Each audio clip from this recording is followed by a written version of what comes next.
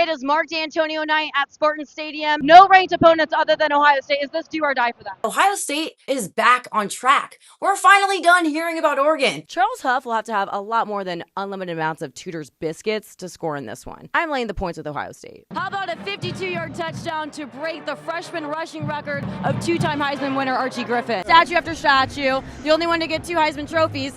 What else is there on your college football bucket list? I was very impressed with the way they refocused for Purdue. The Boilermakers came into that game 1-7, but the Buckeyes didn't overlook them. O-line is very easy. I can't speak on it. I've never played offensive line, but I don't think it's easy. Tons of line movement in this game. Yeah. Probably as much movement as we've seen on the Ohio State offensive line as of late. Part of playing a football game at a baseball field is the teams will actually be spending halftime right here in the dugout. The hardest job in college football is at Ohio State to coach here because of the scrutiny and the pressure that the fans put on. You've only lost 3 games in conference play, but it is to that team up north. How does it feel different this year? This is the team that you have to beat, and this fan base is brutal to him. They say it's more than just a game. They call it war. He even said that he'll try to rattle him at practice, but we'll just say, don't worry, coach, I got this. Will Howard as the quarterback, you spoke about how significant it was for them to get a mobile QB. Looking at him, what are the keys to this offense for Chip Kelly? You grew up thinking of Cardale Jones as the quarterback. He said, I feel old. Do you feel old coming back here? A little bit. Having to compete at quarterback at Georgia and now in Pittsburgh, I mean, you've held your head high through it all. Can you just talk about how adversity that the Buckeyes are facing now with injuries this week and how you were able to overcome that? What would you say to them?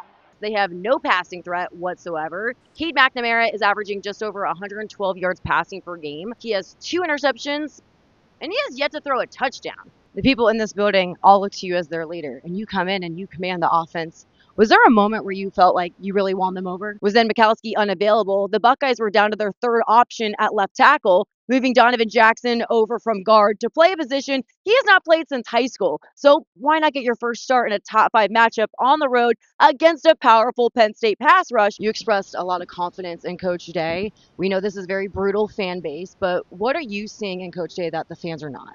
Some trust in him. This was the first time against Nebraska that we really saw the offense struggle, primarily with the run game. But you come into that game with over 10 targets per game in conference play, but you only got 5 looks against Nebraska. Were you hoping to get more looks? Center Seth McLaughlin, who suffered an Achilles injury at practice Tuesday. That is the 2nd starter on the Ohio State offensive line to go out for the season.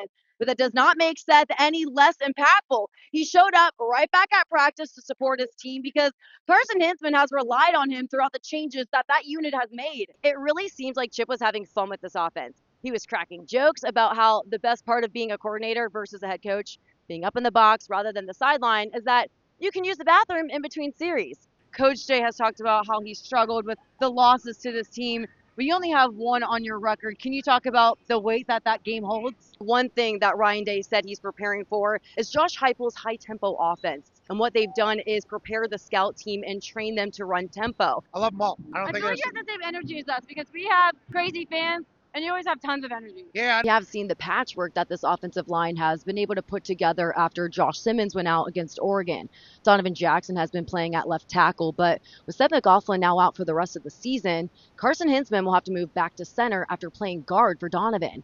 But he does have a full year of starting experience from last year. Final game of the regular season, lots of adversity faced on this team with the Oregon loss. But do you think that almost helped with the way it was refocusing you guys and how angry you guys got, how much you had a chip on your shoulder? Was it necessary? Yeah, I mean, Immediately you saw the emotions. Ryan Day in his post-game press conference with tears in his eyes. He knows he disappointed Buckeye Nation and his players. Cody Simon apologizing to the fans, saying, I disappointed you. After that Oregon loss, we kept hearing about the Ducks, even with Nebraska coming in. That was a slower game, but going into Penn State, getting that momentum, was there a big shift that you felt at practice and within the Woody Hayes Athletic Center? yeah, there was a big shift. They're not listening to the media or the rankings that are released on Tuesdays, but this year you guys have acknowledged it. Do you think it's helping you guys, give you guys a little bit more of an edge? They will be playing in your typical football stadium. In fact, it's not even a football stadium. The Buckeyes head to Wrigley Field, the home of the Chicago Cubs.